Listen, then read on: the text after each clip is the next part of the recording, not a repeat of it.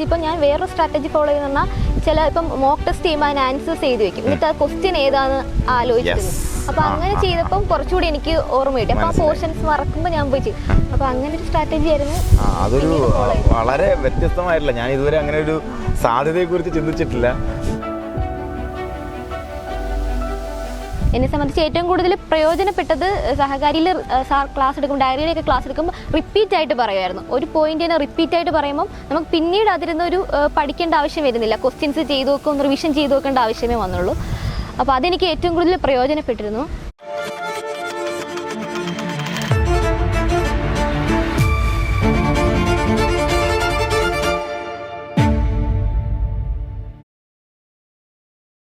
Dairy farm instructor പരീക്ഷാ പ്രിപ്പറേഷനിൽ September batch നമ്മുടെ crash ബാച്ചിലേക്ക് സഹകാരിയിലേക്ക് വന്നു അല്ലേ. അഹല്യയാണ് നമ്മളോടൊപ്പം ഉള്ളത്. ആ ഒരു വളരെ ചെറിയ ഒരു 3 മാസത്തെ അവസാനത്തെ പരിശീലനം കൊണ്ട് തന്നെ 157ാമത്തെ റാങ്ക് സ്വന്തമാക്കാൻ പറ്റി അഹല്യയ്ക്ക്. അപ്പോൾ ഏകദേശം ആ പകുതിയിൽ മുകളിലുള്ള ഒരു റാങ്ക് ആയതുകൊണ്ടും അതുപോലെ നമുക്ക് റിസർവേഷൻ കാറ്റഗറി ഒക്കെ വരുന്നത് കൊണ്ടൊക്കെ തന്നെ ഉറപ്പായിട്ട് നമുക്ക് രണ്ടാമത്തെ അഡ്വൈസ് കിട്ടുമെന്നുള്ള പ്രതീക്ഷയിലാണ് നിൽക്കുന്നത്.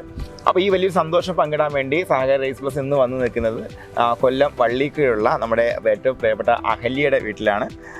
അഹല്യ ശരിക്കും പറഞ്ഞാൽ ഇപ്പോൾ എന്ത് ചെയ്യുന്നു അഹല്യ? ഇപ്പോൾ എഡ്യൂക്കേഷൻ ഡിപ്പാർട്ട്മെന്റിൽ എഡ്യൂക്കേഷനിൽ OA ആയിട്ട് വർക്കുന്നത് അല്ലേ. ശരിക്കും ഡയറി ഫാം ഇൻസ്ട്രക്ടറിന് വേണ്ടി നേരത്തെ പഠിച്ചു തുടങ്ങിയായിരുന്നോ? ഞാൻ ഫെബ്രുവരിയിൽ സ്റ്റാർട്ട് ചെയ്തിരുന്നു. അത് സ്വന്തമായിട്ട് തന്നെ പ്രിപ്പയർ ചെയ്യായിരുന്നു. ടെക്സ്റ്റ് ഒക്കെ വായിച്ച് നോട്ട്സ് ഒക്കെ പ്രിപ്പയർ ചെയ്ത് തുടങ്ങി. പക്ഷേ ഞാൻ വർക്ക് ചെയ്തുകൊണ്ടായിരുന്നു അന്ന് പഠിച്ചുകൊണ്ടിരുന്നത്. അപ്പം വർക്ക് ചെയ്തുകൊണ്ട് പഠിക്കുമ്പോൾ എനിക്കൊരു സ്ട്രക്ചേർഡ് ആയിട്ടുള്ള ഒരു ഒന്ന് ഓർഡറാക്കി പഠിക്കാൻ പറ്റുന്നുണ്ടായിരുന്നില്ല. അപ്പോൾ പിന്നെ ഞാനൊരു പിന്നെ നോക്കിയപ്പോൾ നല്ല ക്ലാസ്സുകളൊക്കെ സെർച്ച് ചെയ്തപ്പം യൂട്യൂബിൽ ഇങ്ങനെ മോഡൽ ക്ലാസ്സസ് ഒക്കെ കണ്ടു. അപ്പോൾ എനിക്ക് കുറേ ഇഷ്ടമായി, ഡയറിയുടെ ക്ലാസ്സൊക്കെ കുറേ ഇഷ്ടമായി. അപ്പോൾ അങ്ങനെ ഞാൻ സഹകാരിനകത്ത് ക്രാഷ് ബാച്ചിൽ ജോയിൻ ചെയ്ത് പഠിക്കാമെന്ന് വിചാരിച്ചു.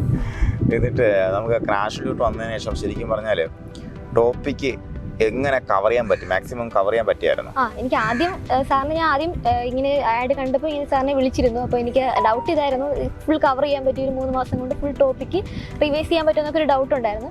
പക്ഷേ ക്ലാസ് എല്ലാം നമ്മൾ എക്സാമിന് ഒരു ഹാഫ് മന്ത് മുമ്പ് തന്നെ ഓൾമോസ്റ്റ് എല്ലാം കവർ ചെയ്ത് അതിന്റെ റിവിഷൻസ് ഒക്കെ സ്റ്റാർട്ട് ചെയ്തിട്ടുണ്ടായിരുന്നു. അപ്പോൾ എന്തായാലും നിങ്ങൾ ഈ ക്രാഷ് ബാച്ചുകൾ നോക്കുന്ന ആൾക്കാർ, ഒരുപക്ഷെ അവസാന നിമിഷം പ്രിപ്പറേഷൻ നോക്കുന്ന ആൾക്കാർ എല്ലാവരുടെയും അവസാന നിമിഷത്തേക്ക് നിൽക്കാനല്ല പറയുന്നത്. ഒരുപക്ഷെ നേരത്തെ വന്നിരുന്നെങ്കിൽ കുറച്ചും കൂടെ മുന്നോട്ട് റാങ്ക് വന്നേനല്ലേ അഹല്യ? ഓക്കെ. അപ്പോൾ നമ്മുടെ എക്സാമിനേഷൻസ്, അതായത് നമുക്കിപ്പോൾ ഒരു ക്ലാസ് കഴിഞ്ഞാൽ ആ ക്ലാസ്സുമായി ബന്ധപ്പെടുത്തി A to Z points touch ചെയ്തുകൊണ്ടാണ് നമ്മൾ ക്വസ്റ്റ്യൻസ് ഉള്ള എക്സാംസ് ഇടുന്നത് അല്ലേ. അപ്പോൾ ഈ ഓരോ ക്ലാസ്സിനെയും നമ്മൾ ലെസൺ തിരിച്ച് വെച്ചതിന് ശേഷമുള്ള ഈ എക്സാമിനേഷൻസ് എത്രത്തോളം അഹല്യയെ സഹായിച്ചു? എനിക്ക് ഏറ്റവും കൂടുതൽ സഹായിച്ചത് എക്സാംസ് മോക്ക് ടെസ്റ്റ് അറ്റൻഡ് ചെയ്യുന്നത് തന്നെയായിരുന്നു. ഞാൻ ക്ലാസ് കേട്ട് പിന്നെ നോട്ട്സ് എഴുതി എടുക്കാൻ സമയമില്ലാത്തതുകൊണ്ട് ക്ലാസ് ഒരു വട്ടം കേട്ട് വിട്ടിട്ട് അതിൽ കീവേഡ്സ് മാത്രം ജസ്റ്റ് ഒന്ന് നോട്ട് ചെയ്ത് വിട്ടിട്ട് ടെസ്റ്റ് ചെയ്യുമായിരുന്നു. ടെസ്റ്റ് ഞാനിപ്പോൾ മോക്ക് ടെസ്റ്റ് തന്നെ തെറ്റുന്നത് പിന്നെയും കുറേ വട്ടം റിപ്പീറ്റ് ചെയ്ത്, സാറ് തന്നെ ക്ലാസ്സിൽ എപ്പോഴും റിപ്പീറ്റ് ചെയ്ത് ഈ ക്വസ്റ്റ്യൻസ് ചെയ്യണം എന്ന് പറയുന്നുണ്ട്. ഞാൻ അത് തന്നെ റിപ്പീറ്റ് ചെയ്തു. തെറ്റുന്നത് പിന്നെ ഒന്നും കൂടെ ചെയ്യുമ്പോൾ ചിലപ്പോൾ നേരത്തെ ശരിയാക്കിയതായിരിക്കും പിന്നെ വരുമ്പോൾ തെറ്റുന്നത്. അപ്പോൾ അങ്ങനെ നമുക്ക് മനസ്സിലാവും, നമ്മളിപ്പോൾ അപ്പോൾ പഠിച്ചിട്ട് അപ്പോൾ ടെസ്റ്റ് ചെയ്യുമ്പോൾ കുറച്ച് കഴിയുമ്പോൾ അത് ഓർമ്മ കാണില്ല. അപ്പോൾ അങ്ങനെ പിന്നെ കുറച്ച് ഓരോ വീക്ക് കഴിയുമ്പോഴും പഴയത് വീണ്ടും ടെസ്റ്റ് ചെയ്തിട്ടാണ്. അത് വളരെ നല്ലൊരു സ്ട്രാറ്റജിയാണ്. കാരണം എന്ന് പറയുമ്പോഴത്തേക്കും നമുക്ക് ഈ പറഞ്ഞ പോലെ എക്സാമിനേഷൻ എഴുതി ക്വസ്റ്റ്യൻസും അതുപോലെ നമ്മുടെ ആശയങ്ങളും നമ്മുടെ മനസ്സിൽ ഉറപ്പിക്കുക എന്നുള്ളത് അല്ലേ. അഹല്യയുടെ ഓവറോൾ സ്ട്രാറ്റജി എന്ന് പറയുമ്പോഴത്തേക്കും റിവിഷനും പഠനവും അതുപോലെ പ്രാക്ടീസും, ഈ 3 കാര്യങ്ങൾക്ക് എത്രത്തോളം വെയിറ്റേജാണ് കൊടുക്കുന്നത് അഹല്യ?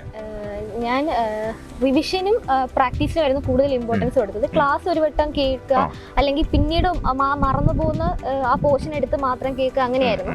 പിന്നീട് ആ കീവേഡ്സ് വെച്ച് ഇപ്പം ഞാൻ വേറൊരു സ്ട്രാറ്റജി ഫോളോ ചെയ്യുന്ന ചില ഇപ്പം മോക്ക് ടെസ്റ്റ് ചെയ്യുമ്പോൾ അതിന് ആൻസേഴ്സ് ചെയ്ത് വെക്കും എന്നിട്ട് ആ ക്വസ്റ്റ്യൻ ഏതാന്ന് ആലോചിച്ചത്.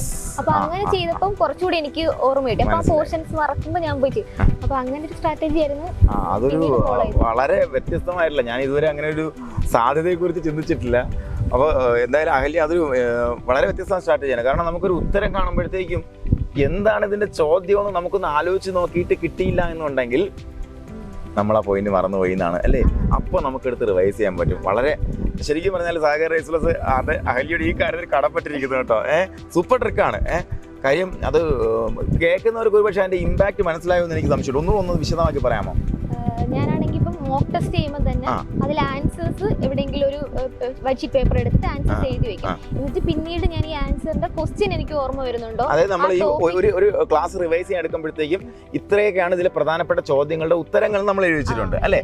ആ ഉത്തരങ്ങൾ വായിക്കുമ്പോഴത്തേക്ക് ഇതിന്റെ ചോദ്യം എന്താണെന്ന് ആലോചിക്കുമ്പോഴത്തേക്ക് അയ്യോ പിടുത്തം കിട്ടിയില്ല. അപ്പൊ ആ ചോദ്യം ആലോചിക്കുമ്പോൾ അതുമായിട്ട് റിലേറ്റ് ചെയ്തിട്ട് വേറെ ഫാക്ട്സ് ഒക്കെ ഇങ്ങനെ ഓർമ്മ വരുന്നുണ്ടോ. നമ്മൾ പഠിക്കുമ്പോൾ ഇതൊക്കെ ഓർക്കണം എന്ന് പഠിച്ചു വെക്കുമല്ലോ. അപ്പൊ നമുക്ക് ഈ ക്വസ്റ്റ്യൻ ഈ ആൻസർ കാണുമ്പോൾ അങ്ങനെ ഓർത്ത് വെച്ച കാര്യങ്ങളൊക്കെ വരുന്നുണ്ട്, അങ്ങനെ നമുക്ക് ചെക്ക് ചെയ്യാൻ പറ്റും. അപ്പൊ ഇല്ലാന്നുണ്ടെങ്കിൽ നമ്മൾ ഒന്നുകൂടി നോട്ട് എടുത്ത് മറിച്ച് നോക്കാന്നുള്ളതാണ്. സൂപ്പർ ടെക്നിക്കാണ് അഹല്യ കേട്ടോ. നമ്മുടെ ഉദ്യോഗാർത്ഥികൾ ഇതുപോലെയുള്ള ടെക്നിക്കൽ എക്സാമിനേഷൻസിൽ ഇനി വരാൻ നിൽക്കുന്ന ആൾക്കാരുണ്ട്. ഇപ്പോൾ ജനറൽ PSC എഴുതിയാണ് അഹല്യ ആദ്യം ജോലി പ്രവേശിച്ചത്. അതിനുശേഷമാണ് നമുക്ക് ടെക്നിക്കൽ വന്നപ്പോഴത്തേക്കും അല്ലേ അതിലേക്ക് വന്നത്. ഇപ്പോൾ നിലവിൽ ഫുഡ് സേഫ്റ്റി ഓഫീസറിലുണ്ടെങ്കിലും പഠിക്കുന്നില്ല അഹല്യ. പഠിക്കണം. ഇപ്പോൾ സമയം വളരെ കുറവാണ്. എന്തായാലും ഫുഡ് സേഫ്റ്റി ഓഫീസറിനും കുറച്ച് ഇനിയുള്ള സമയം നന്നായിട്ട് പഠിക്കുക അഹല്യ.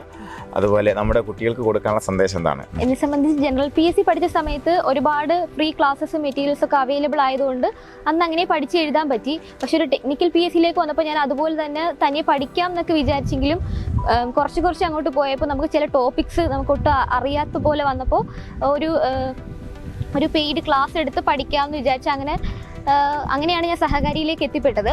എന്നെ സംബന്ധിച്ച് ഏറ്റവും കൂടുതൽ പ്രയോജനപ്പെട്ടത് സഹകാരിയിൽ സാർ ക്ലാസ് എടുക്കും, ഡയറിയിലൊക്കെ ക്ലാസ് എടുക്കുമ്പോൾ റിപ്പീറ്റ് ആയിട്ട് പറയുമായിരുന്നു. ഒരു പോയിന്റിനെ റിപ്പീറ്റ് ആയിട്ട് പറയുമ്പോൾ നമുക്ക് പിന്നീട് അതിരുന്നൊരു പഠിക്കേണ്ട ആവശ്യം വരുന്നില്ല. ക്വസ്റ്റ്യൻസ് ചെയ്ത് നോക്കും, റിവിഷൻ ചെയ്ത് നോക്കേണ്ട ആവശ്യമേ വന്നുള്ളൂ. അപ്പോൾ അതെനിക്ക് ഏറ്റവും കൂടുതൽ പ്രയോജനപ്പെട്ടിരുന്നു. നിങ്ങളൊരു PSC ഉദ്യോഗാർത്ഥിയാണെന്നുണ്ടെങ്കിൽ സ്മാർട്ട് വർക്ക് ചെയ്ത് നല്ലൊരു എഫേർട്ട് കൊടുത്ത് പഠിക്കുകയാണെങ്കിൽ ഉറപ്പായിട്ടും PSC നമുക്ക് എത്തിപ്പെടാൻ പറ്റാത്തൊരു മേഖലയല്ല. നമുക്ക് നല്ല രീതിയിൽ റാങ്ക് മേടിച്ച് ജോലിയിൽ കയറാൻ എല്ലാവർക്കും സാധിക്കും. അപ്പം അതിന് വേണ്ടിയിട്ടൊരു ഹാർഡ് വർക്ക് ചെയ്യാനുള്ളൊരു മനസ്സുണ്ടാവണം. അപ്പം നിങ്ങളെല്ലാവർക്കും ഒരു ജോലിയിൽ എത്തിപ്പെടട്ടെ എന്ന് ആശംസിക്കുന്നു.